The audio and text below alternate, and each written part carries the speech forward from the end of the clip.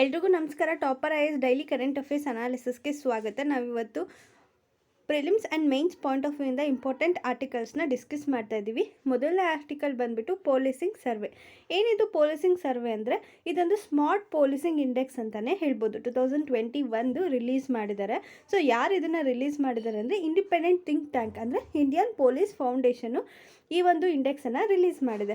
So 5 states highest ಸ್ಕೋರನ್ನು ಪಡ್ಕೊಂಡಿರೋಂಥ States ಯಾವ್ದ್ಯಾವುದು ಅಂದರೆ ಆಂಧ್ರ ಪ್ರದೇಶ, ತೆಲಂಗಾಣ, ಅಸ್ಸಾಂ, ಕೇರಳ ಮತ್ತು ಸಿಕ್ಕಿಮು. ಬಾಟಮ್ 5 ಸ್ಟೇಟ್ಸ್ ಯಾವುದು ಅಂದರೆ ತುಂಬ ವರ್ಸ್ಟ್ ಸ್ಕೋರನ್ನು ಪಡ್ಕೊಂಡಿರೋವಂಥದ್ದು ಬಿಹಾರ್, ಉತ್ತರ ಪ್ರದೇಶ್, ಛತ್ತೀಸ್ಗಢ, ಜಾರ್ಖಂಡ್ ಆ್ಯಂಡ್ ಪಂಜಾಬ್ ಅಂತಲೇ ಹೇಳ್ಬೋದು. ಇದನ್ನು ನ್ಯಾಷನಲ್ ಆ್ಯಾವ್ರೇಜ್ ಅಂತ ಕನ್ಸಿಡರ್ ಮಾಡಿದಾಗ 69% ಇದೆ ಅಂತ ಹೇಳ್ತಿದ್ದಾರೆ. ಪೊಲೀಸ್ ಆಫೀಸರ್ ವ್ಯಾಲ್ಯೂಸ್ ಏನು? ಸೊ ಆಫೀಸರು ಫಸ್ಟು ಫೇತನ್ನು ಹೊಂದಿರಬೇಕು. ಎಸ್ಪೆಷಲಿ ಯಾವುದ್ರ ಮೇಲೆ ಫೇತ್ ಇರಬೇಕಂದ್ರೆ ಇಂಡಿಯನ್ ಕಾನ್ಸ್ಟಿಟ್ಯೂಷನ್ ಮೇಲೆ ಫೇತ್ ಇರಬೇಕು ಮತ್ತು ಇಂಡಿಯನ್ ಜುಡಿಷರಿ ಮೇಲೆ ಫೇತ್ ಇರಬೇಕು. So former Mumbai police commissioner ಏನಿದಾರಲ್ಲ ಪರಮ್ಬೀರ್ ಸಿಂಗ್ ಅನ್ನೋರು, ಅವರು ಈ ಒಂದು ರಾಕೆಟ್ ಇದೆಯಲ್ಲ ಅದನ್ನು ಅಕ್ಯೂಸ್ ಮಾಡಿ ಎಕ್ಸ್ಟೋರೇಷನ್ ಮಾಡಿದ್ದಾರೆ. ಸೊ ಹಾಗಾಗಿ ಇದನ್ನು ಅಬ್ಸ್ಕಾರ್ಡ್ ಮಾಡ್ತಿದ್ದಾರೆ. ಸುಪ್ರೀಂ ಕೋರ್ಟ್ ಏನಂತ ಹೇಳ್ತಿದೆ ಅಂದರೆ ಸೊ ಈ ರೀತಿಯಾದಂಥ ಪೆಟಿಷನನ್ನು ನಾವು ಇಯರ್ ಮಾಡಲ್ಲ ಅಂತ ಹೇಳ್ತಿದ್ದಾರೆ. IPS not appearing before court reflected is lack of confidence in the system. So ಅಂದರೆ ಅವರು ಕೋರ್ಟ್ ಮುಂದೆ ಬರ್ತಿಲ್ಲ ಅಂತ ಅಂದರೆ ಅವರಲ್ಲಿ ಕಾನ್ಫಿಡೆನ್ಸ್ ಇಲ್ಲ ಅಂತ ಅರ್ಥ, ಅಂದರೆ ಅವ್ರು ಏನೋ ತಪ್ಪು ಮಾಡಿದ್ದಾರೆ ಅಂತ ಅರ್ಥ ಅಂತ ಹೇಳಿ ಸುಪ್ರೀಂ ಕೋರ್ಟ್ ಹೇಳ್ತಾ ಇದೆ. ಸೊ ಸೆಕೆಂಡ್ ಥಿಂಗು ಹಾನೆಸ್ಟಿ ಮತ್ತು ಇಂಟಿಗ್ರಿಟಿ ಬಗ್ಗೆ ಮಾತಾಡ್ತಿದ್ದಾರೆ. ಮುಂಬೈ ಪೊಲೀಸ್ ಕಮಿಷನರ್ ಏನಿದಾರಲ್ಲ ಸೊ ಇವರು ಅಬ್ಸ್ಕಾಂಡ್ ಆಗ್ತಿದ್ದಾರೆ. ಏನಕ್ಕೋಸ್ಕರ ಅಂದರೆ ಸೊ ಇವರು ಮಾಫಿಯಾದಲ್ಲಿ ಅಂದರೆ ಎಸ್ಪೆಷಲಿ ಎಕ್ಸ್ಟೋರೇಷನ್ ಆಫ್ ರಾಕೆಟ್ಸ್ ಏನಿದೆಯಲ್ಲ ಅದರಲ್ಲಿ ಇವರು ಇನ್ವಾಲ್ವ್ ಆಗಿದ್ದು ಅಂತ ಹೇಳಿಬಿಟ್ಟು ಇವ್ರ ಮೇಲೆ ಕೇಸ್ ಇದೆ. ಸೊ ಹಾಗಾಗಿ ಇವರು ಇದಕ್ಕೆ ಕೋರ್ಟಿಗೆ ಹೋಗೋದಕ್ಕೆ ಡಿನೇ ಮಾಡ್ತಿದ್ದಾರೆ. ಸೊ ಇದು ಇವ್ರ ಡಿಸ್ಹಾನೆಸ್ಟಿ ಮತ್ತು ಡಿಸ್ಹಾನೆಸ್ಟಿನ ಇಲ್ಲಿ ತೋರಿಸ್ತಿದೆ ಅಂತಲೇ ಹೇಳ್ಬೋದು. International film festival of India 2021 Goa. So Indian film personality of the year ಅವಾರ್ಡನ್ನು actor and BJP leader Hema Malini ಅವರಿಗೆ ಕೊಟ್ಟಿದ್ದಾರೆ ಮತ್ತು lyricist and former CBFC chief Prasoon Joshi ಅವರಿಗೆ ಈ ಒಂದು ಅವಾರ್ಡನ್ನು ಕೊಟ್ಟಿದ್ದಾರೆ ಅಂತಲೇ ಹೇಳ್ಬೋದು. So union ministry of housing and urban affairs release the report. ಈ ಒಂದು ರಿಪೋರ್ಟಲ್ಲಿ ಏನಿದೆ ಅಂದರೆ ಇದು ಸ್ವಚ್ಛ ಸರ್ವೇಕ್ಷಣ 2021 ರ್ಯಾಂಕಿಂಗ್ ಅಂತಲೇ ಹೇಳ್ಬೋದು. ಸೊ ಇದು ಸ್ಯಾಟರ್ಡೆ ಅನೌನ್ಸ್ ಆಗಿದೆ. ಬ್ಯಾಂಗ್ಳೂರು ODF++ ಅಂದರೆ ಓಪನ್ ಡೆಫಿಕೇಷನ್ ಫ್ರೀ ಅಂತ ಸರ್ಟಿಫಿಕೇಷನನ್ನು ಪಡ್ಕೊಂಡಿದೆ. ಇದ್ರ ಜೊತೆಗೆ 500 ಪಾಯಿಂಟ್ ಸ್ಕೋರನ್ನು ಕೂಡ ಪಡ್ಕೊಂಡಿದೆ. ಬಟ್ ಆದರೆ ಗಾರ್ಬೇಜ್ ಫ್ರೀ ಸಿಟಿ ಸರ್ಟಿಫಿಕೇಷನ್ ಅಂದರಲ್ಲಿ ಯಾವುದೇ ರೀತಿಯಾದಂಥ ಪಾಯಿಂಟ್ಸು ಬೆಂಗಳೂರಿಗೆ ಬಂದಿಲ್ಲ. ಸೊ ಅಂದರೆ ಓಪನ್ ಡೆಫಿಕೇಷನ್ ಫ್ರೀನ ಅಚೀವ್ ಮಾಡಿದೆ, ಆದರೆ ಗಾರ್ಬೇಜನ್ನು ಎಲಿಮಿನೇಟ್ ಮಾಡೋದ್ರಲ್ಲಿ ಬೆಂಗಳೂರು ಯಾವುದೇ ರೀತಿಯಾದ ಎಫರ್ಟ್ಸ್ ಹಾಕಿದರೂ ಕೂಡ ಅದು up to the level reach ಆಗಿಲ್ಲ ಅಂತಲೇ ಹೇಳ್ಬೋದು. So Bengaluru rank 28 among the 48 cities with more than 10 lakh population ಅಂತಲೇ ಹೇಳ್ಬೋದು. ಸೊ ಅಂದರೆ ಈ ಒಂದು ಕ್ಯಾಟಗರಿನಲ್ಲಿ ಬೆಂಗಳೂರು 28th ರ್ಯಾಂಕನ್ನು ಪಡ್ಕೊಂಡಿದೆ. So Bengaluru had been adjusted to the winner in the best self sustainable mega city. Last year Bengaluru self sustain mega city ಅಂತ ಹೇಳಿ ಒಂದು ಬೆಸ್ಟ್ ವಿನ್ನರ್ ಆಗಿತ್ತು. Self sustainable mega city ಕಾಂಪಿಟೇಷನಲ್ಲಿ Bengaluru winner ಆಗಿದ್ದರು. ಇದರಲ್ಲಿ 40 lakh ಪಾಪ್ಯುಲೇಷನ್ ಇತ್ತು ಇರೋವಂಥ ಸಿಟೀಸ್ನ ಕನ್ಸಿಡರ್ ಮಾಡಿದರು. ಅದರಲ್ಲಿ ಬೆಂಗಳೂರು ವಿನ್ ಆಗಿತ್ತಂತಲೇ ಹೇಳ್ಬೋದು. So urban local bodies especially ಕರ್ನಾಟಕದಲ್ಲಿ 14 ಅವಾರ್ಡ್ಸನ್ನು ಪಡ್ಕೊಂಡಿದ್ದಾವೆ ವೇರಿಯಸ್ ಕ್ಯಾಟಗರಿದಲ್ಲಿ. Mysuru best medium size self sustained city ಅನ್ನೋ ಒಂದು ಕಾಂಪಿಟೇಷನಲ್ಲಿ ಸೊ 5 ಸ್ಟಾರ್ ರೇಟಿಂಗನ್ನು ಪಡ್ಕೊಂಡಿದೆ ಅಂಡರ್ ಗಾರ್ಬೇಜ್ ಫ್ರೀ ಸಿಟಿ ಕ್ಯಾಟಗರಿನಲ್ಲಿ. ಸೊ ಮೈಸೂರು 7th ರ್ಯಾಂಕನ್ನು ಪಡೆದ್ರೆ ಹುಬ್ಳಿ ಮತ್ತು ಧಾರವಾಡ 25 ರ್ಯಾಂಕನ್ನು ಪಡೆದಿದೆ. ತುಮಕೂರು 50th ರ್ಯಾಂಕನ್ನು ಪಡೆದಿದೆ. ಸೊ ಇದು ಮೈಸೂರು ಯಾವ ಒಂದು ಪಾಪ್ಯುಲೇಷನ್ನಲ್ಲಿದೆ ಅಂದರೆ 1 lakh to 10 lakh ಪಾಪ್ಯುಲೇಷನ್ ಕ್ಯಾಟಗರಿನಲ್ಲಿ ಪಡ್ಕೊಂಡಿದೆ. ಸೊ ಇದು ಕೂಡ ಹುಬ್ಳಿ ಆ್ಯಂಡ್ ಧಾರವಾಡ ಕೂಡ 1 lakh to 10 lakh ಕ್ಯಾಟಗರಿನಲ್ಲೇ ಪಡ್ಕೊಂಡಿದೆ. ಇದು ಕೂಡ 1 lakh to 10 lakh ಕ್ಯಾಟಗರಿನಲ್ಲೇ ಪಡ್ಕೊಂಡಿದೆ. ಇದು ಗಾರ್ಬೇಜ್ ಫ್ರೀ ಸಿಟಿ ಅಂತ 5 ಸ್ಟಾರ್ ರೇಟಿಂಗನ್ನು ಪಡ್ಕೊಂಡಿದೆ. ಇದು ಗಾರ್ಬೇಜ್ ಫ್ರೀ ಸಿಟಿ ಅಂತ 3 ಸ್ಟಾರನ್ನು ಪಡ್ಕೊಂಡಿದೆ. ತುಮಕೂರು ಬಂದುಬಿಟ್ಟು ಗಾರ್ಬೇಜ್ ಫ್ರೀ ಸಿಟಿ ಅಂತ 3 ಸ್ಟಾರನ್ನು ಪಡ್ಕೊಂಡಿದೆ. ಸೊ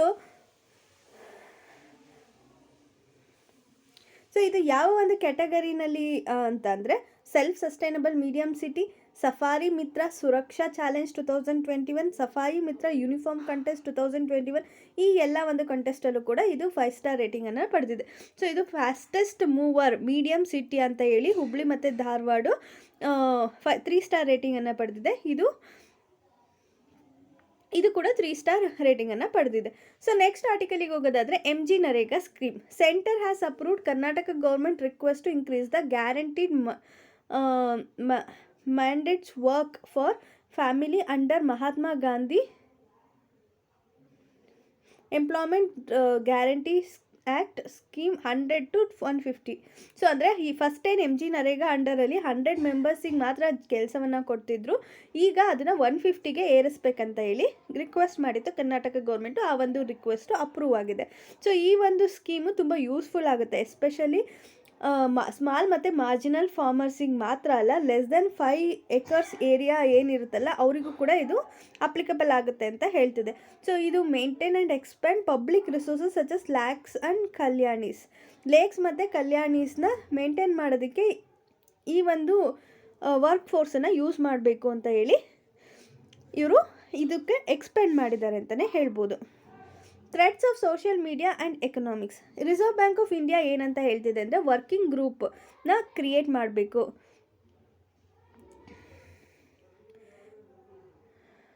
ಏನಕ್ಕೋಸ್ಕರ? ಡಿಜಿಟಲ್ ಲೆಂಡಿಂಗ್, ಎಸ್ಪೆಷಲಿ ಈ ಆನ್ಲೈನ್ ಪ್ಲ್ಯಾಟ್ಫಾರ್ಮ್ ಮೂಲಕ ಲೆಂಡಿಂಗನ್ನು ಮಾಡಬೇಕಂದ್ರೆ ಅಥವಾ ಮೊಬೈಲ್ ಆ್ಯಪ್ಸ್ ಮೂಲಕ ಲೆಂಡಿಂಗ್ ಮಾಡಬೇಕಂದ್ರೆ ಅದಕ್ಕೊಂದು ಡಿಜಿಟಲ್ ವರ್ಕಿಂಗ್ ಗ್ರೂಪ್ ಇರಬೇಕು. ಸೊ ಆವಾಗ ಮಾತ್ರ, ಎಸ್ಪೆಷಲಿ 600 ಇಲ್ಲಿಗಲ್ ಲೋನ್ ಆ್ಯಪ್ಸ್ ಇದೆ ಇಂಡಿಯಾದಲ್ಲಿ ಆಪ್ರೇಟ್ ಆಗ್ತಿದೆ, ಅದನ್ನು ಐಡೆಂಟಿಫೈ ಮಾಡಿ ಅದನ್ನು ಸ್ಟಾಪ್ ಮಾಡಬೇಕು ಅಂದರೆ ಸೊ ಅದಕ್ಕೋಸ್ಕರನೇ ವರ್ಕಿಂಗ್ ಗ್ರೂಪನ್ನು ಎಸ್ಟಾಬ್ಲಿಷ್ ಮಾಡಬೇಕಂತ RBI ಹೇಳ್ತಿದೆ. So these apps mostly use to dupe unsuspecting people are available on several app stores for Android users in the country. So ಈ ರೀತಿಯಾದಂಥ ತುಂಬ ಆ್ಯಪ್ಸ್ ಇದೆ. ಸೊ ಅದರಲ್ಲಿ ಆ್ಯಪ್ ಸ್ಟೋರಲ್ಲಿ ಅವೈಲಬಲ್ ಇದೆ. ಸೊ ಅದನ್ನು ಐಡೆಂಟಿಫೈ ಮಾಡಬೇಕು ಅನ್ನೋದು ಈ ಒಂದು ವರ್ಕಿಂಗ್ ಗ್ರೂಪ್ದು ಇಂಪಾರ್ಟೆಂಟ್ ಇಂಟೆನ್ಷನ್ ಅಂತಲೇ ಹೇಳ್ಬೋದು. Transfer of high court judges. Article 222 of the constitution ಏನಿದೆಯಲ್ಲ ಅದು ಹೈಕೋರ್ಟ್ ಜಡ್ಜಸ್ನ ಟ್ರಾನ್ಸ್ಫರ್ ಮಾಡೋದ್ರ ಬಗ್ಗೆ ಮಾತಾಡುತ್ತೆ. ಸೊ ಇದರಲ್ಲಿ ಚೀಫ್ ಜಸ್ಟಿಸು ಕೂಡ ಇನ್ಕ್ಲೂಡ್ ಆಗಿರ್ತಾರೆ. ಸೊ ಇದು ಏನು ಅಂತ ಹೇಳ್ತಿದೆ ಅಂದರೆ president after consultation of chief justice of India may transfer judge from high court to any other high court. So president ಅವರು chief justice of India consultation ತೊಗೊಂಡು ಯಾವ ಹೈಕೋರ್ಟ್ ಜಡ್ಜನ್ನ ಬೇಕಾದರೂ ಯಾವ ಹೈಕೋರ್ಟಿಂದ ಇನ್ನೊಂದು ಯಾವ ಹೈಕೋರ್ಟಿಗಾದ್ರೂ ಟ್ರಾನ್ಸ್ಫರ್ ಮಾಡ್ಬೋದು ಅಂತ ಹೇಳಿ ಆರ್ಟಿಕಲ್ 222 ಹೇಳುತ್ತೆ. ಇದ್ರ ಅರ್ಥ ಏನು ಅಂದರೆ executive could transfer the judge but only after consulting chief justice of India. ಅಂದರೆ ಎಕ್ಸಿಕ್ಯೂಟಿವ್ಗೆ ಜಡ್ಜನ್ನು ಟ್ರಾನ್ಸ್ಫರ್ ಮಾಡುವಂಥ ಪವರ್ ಇದೆ, ಅದು ಕೂಡ chief justice of India consult ಮಾಡಿದ ಮೇಲೆ ಮಾತ್ರ ಅಂತ ಹೇಳಿ ಈ ಒಂದು ಆರ್ಟಿಕಲ್ಲು ಹೇಳ್ತಿದೆ. President is under the obligation of consult of the chief justice of India for transferring to judge other than chief justice of India. So chief justice of India ಮತ್ತು first president chief justice of ಇಂಡಿಯಾದು permission ತೊಗೊಳ್ಬೇಕು. But chief justice of India ಯಾವ ಒಂದು high court ಜಡ್ಜನ್ನು transfer ಮಾಡಬೇಕಾಗಿರುತ್ತೋ ಆ ಒಂದು ಹೈಕೋರ್ಟ್ದು chief ಜಸ್ಟಿಸ್ದು ಕನ್ಸರ್ನನ್ನು ತೊಗೊಳ್ಬೇಕಾಗುತ್ತೆ. ಮತ್ತು ಯಾವ ಒಂದು ಹೈಕೋರ್ಟಿಗೆ ಈ ಒಂದು ಟ್ರಾನ್ಸ್ಫರ್ ನಡೀತಿರುತ್ತೋ ಆ ಒಂದು ಹೈಕೋರ್ಟ್ ಚೀಫ್ ಜಸ್ಟಿಸ್ ಒಪಿನಿಯನ್ನ ಕೂಡ ತೊಗೊಳ್ಬೇಕಾಗುತ್ತೆ. ಸೊ ಹಾಗಾಗಿ ಇದು ಒಂದು ಕಾಂಪ್ಲಿಕೇಟೆಡ್ ಪ್ರೊಸೆಸ್ ಅಂತಲೇ ಹೇಳ್ಬೋದು. ಮತ್ತು ಇಲ್ಲಿ ಎಕ್ಸಿಕ್ಯೂಟಿವ್ ಜುಡಿಷಿಯರಿ ಮತ್ತು ಯಾವ ರೀತಿ ಪ್ರೊಸೆಸ್ ಇದೆ ಅನ್ನೋದನ್ನ ಆರ್ಟಿಕಲ್ 222 ಹೇಳ್ತಿದೆ ಅಂತಲೇ ಹೇಳ್ಬೋದು. ಸೊ ಇದು ನಿಮಗೆ ತುಂಬ ಇಂಪಾರ್ಟೆಂಟ್ ಆಗುತ್ತೆ. ಸೊ ನಿಮಗೆ ಈ ಒಂದು ಸ್ಟೇಟ್ಮೆಂಟನ್ನು ನಿಮಗೆ ಕಾಂಪ್ಲಿಕೇಟೆಡ್ ಮಾಡಿ ಎಕ್ಸಾಮಲ್ಲಿ ಕೊಡೋವಂಥ ಚಾನ್ಸಸ್ ತುಂಬ ಇರುತ್ತೆ. So be careful about reading ಅಂತಲೇ ಹೇಳ್ಬೋದು. So thank you for watching. If you have any doubt you can ask in the comment section. If you like this video please like, share and subscribe our channel. Thank you all.